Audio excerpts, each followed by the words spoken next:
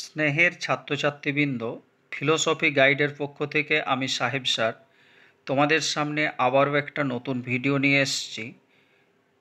আমাদের আজকের আলোচ্য বিষয় ক্লাস 12 সেমিস্টার 3 এমসিকিউ বেসড সহজ সরল একটি আলোচনা, পাশ্চাত্য অধিবিদ্যায় কার্যকারণ।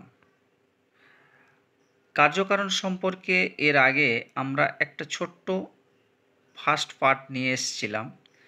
আজকে সেকেন্ড পার্ট আলোচনা করব। তো তোমাদের সিলেবাসে কার্যকারণ সম্পর্কে দুটো মতবাদ রয়েছে। একটি হলো কার্যকারণ সম্পর্কে বুদ্ধিবাদীদের অভিমত বা অবশ্যম্ভব সম্বন্ধ বা অনিবার্য সম্বন্ধ, আবার এটিকে প্রসক্তি তত্ত্ব বা প্রসক্তি সম্বন্ধও বলা হয়। আরেকটি হলো কার্যকারণ সম্পর্কে অভিজ্ঞতাবাদী ডেভিড হিউমের অভিমত বা সতত সংযোগ তত্ত্ব।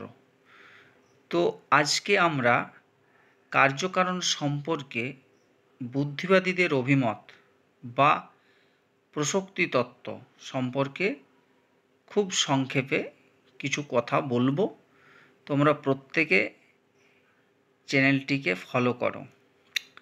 তো কার্যকারণ সম্পর্কেও বিষয়ে বুদ্ধিবাদীদের যে মতবাদ তা অবশ্যম্ভব সম্বন্ধ বা অনিবার্য সম্বন্ধ বা প্রসক্তি তত্ত্ব নামে পরিচিত।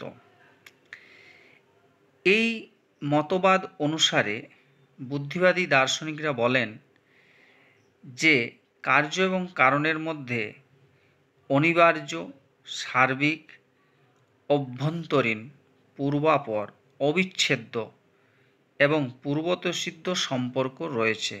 অর্থাৎ পূর্বতঃসিদ্ধ কথার অর্থ হল যা ইন্দ্রিয় অভিজ্ঞতার পূর্বেই প্রমাণিত।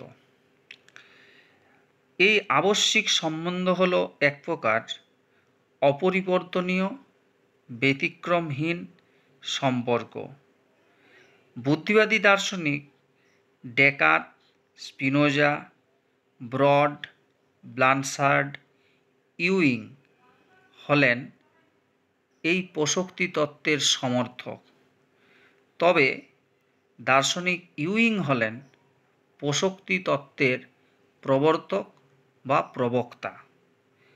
প্রসক্তি সম্বন্ধ হল এক প্রকার বৈধ অবরোহ যুক্তিতে আশ্রয়বাক্য ও সিদ্ধান্তের সম্বন্ধের মতো।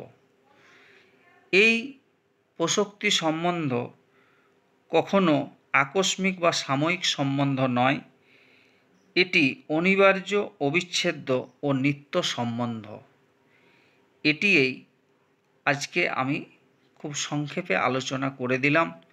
এ ধরনের সহজ সরল ভিডিও পেতে চ্যানেলটিকে লাইক, শেয়ার, কমেন্ট করো এবং সাবস্ক্রাইব করে বন্ধুদের মধ্যে এগিয়ে দাও। ধন্যবাদ।